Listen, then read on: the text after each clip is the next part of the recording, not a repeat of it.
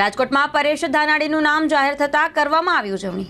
બહુ ખુશીની વાત છે કે પરેશભાઈ ધાનાણી જેવા સ્ટ્રોંગ ઉમેદવાર અને બધાને એક ગમતો ચહેરો છે એ રાજકોટમાં આવ્યા તો આ ગઠબંધનને એક જીતવાની એક તક અને એક આશા જાગી છે। ખાસ કરીને પરેશભાઈ પાટીદાર ઉમેદવાર છે અને એની સામે પરસોત્તમ રૂપાલા પણ પાટીદાર એક જ જિલ્લામાંથી આવે છે, એને લઈને આપણું શું કહેવું? હું આપણને બે પાટીદાર છે તો એક કહી દઉં કે આજે પાટીદાર અનામત આંદોલન જ્યારે હાલતું હતું ત્યારે 14 છોકરાઓને ગોળીએ દીધા, બૈરાઓને ઘરમાંથી કાઢીને માર્યા, ગાડીઓ તોડી નાખી, પોલીસનું દમન એક તાનાશાહના હિસાબે ઓર્ડરથી થયું ત્યારે રૂપાલા એના પગમાં બેસી અને પગના તળિયા ચાટતા હતા। પાટીદાર હતા તો આજે મત લેવાને એના માટે કરે તો પાટીદાર માટે એને કર્યું છે શું? એટલે પાટીદાર એમનો બદલો લેવા માટે આ વખતે સક્ષમ અને તૈયાર છે।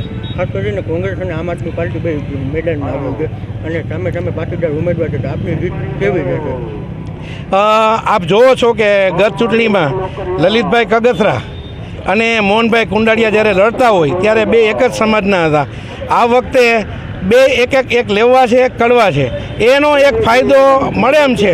એ ફાયદો કઈ રીતે હું તો આપને ગણિત સાથે કહું છું કે 4,68,000 જેવા લેવા પાટીદાર વોટર હોય, હવે એમાંથી 50% કદાચ વિચારધારા અલગ અલગ હોય તો 50% તો અમે પરેશભાઈ ભેગા જ છીએ અને પરેશભાઈ ભેગા હોય તો 3.5 લાખની લીડમાં અમે બે હવા બે ક્ષત્રિયો 1.5 લાખ મતદાન તો ક્ષત્રિયો કરાવવાના। તો જેવડી લીડ છે એવડું તો અમે એન્ટી વોટિંગ છે આ વખતે, એટલે જીત 110% નક્કી છે અને વિજય આજથી નક્કી હોય એમ આજે નક્કી જ છે। બાકી તો અત્યારે મીડિયા બધું જ એમની પાસે છે એટલે એ ખોટો પ્રોપરગેન્ડા પ્રચાર કરે છે। આ હકીકત ગ્રાઉન્ડ હકીકત આ છે। ખાસ કરીને પરસોત્તમ રૂપાલાનો ચાહક વર્ગ આપે પણ જોયો છે, પરેશ ધાનાણીનો ચાહક વર્ગ કેવો છે? આપે પરસોત્તમભાઈ રૂપાલાનો ચાહક વર્ગ મેં ક્યાંય જોયો નથી, કારણ કે એ ઉપરના નેતા છે, એ ઉપર લેવલના નેતા છે, જ્યારે પરેશભાઈ ધાનાણી ગ્રાઉન્ડ લેવલના નેતા છે। રાજકોટમાં ખાસ કરીને આ કેશુ બાપાની જન્મભૂમિ, કેશુ બાપાની કર્મભૂમિ અને એ કેશુ બાપાને પીઠ પાછળ ખંજર મારવામાં પરસોત્તમભાઈ રૂપાલા, દિલીપભાઈ સંઘાણી અને માન્ય મંત્રીશ્રી, માન્ય આપણા PM સાહેબ, કેશુ બાપા જ્યારે ગુજરી ગયા ને ત્યારે કોઈ પણ CM ગુજરી જાય કે પૂર્વ CM ગુજરી જાય તો એની બોડીને પાર્ટી કાર્યાલય લઈ જાય એ શિષ્ટાચાર આ લોકોના દાબથી થયો નથી। એટલે રાજકોટની જનતા કેશુ બાપાનું વેર વાળવા માટે રૂપાલાની અગેન્સ્ટ મતદાન કરશે।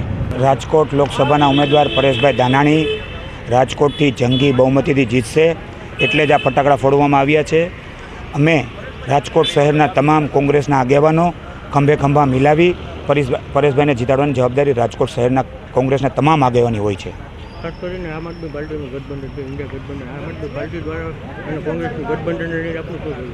અમારે ઇન્ડિયા ગઠબંધન છે દેશ લેવલે, રાજકોટના આમ આદમીના પ્રમુખ દિનેશભાઈ, શિવલાલભાઈ બધા સાથે સંકલન કરી એ પણ અમારી સાથે કામ કરવાના છે। એટલે બૂથે જઈ કોંગ્રેસ પક્ષને વધુમાં વધુ મત મળે એવું પણ અમે આયોજન કરેલ છે।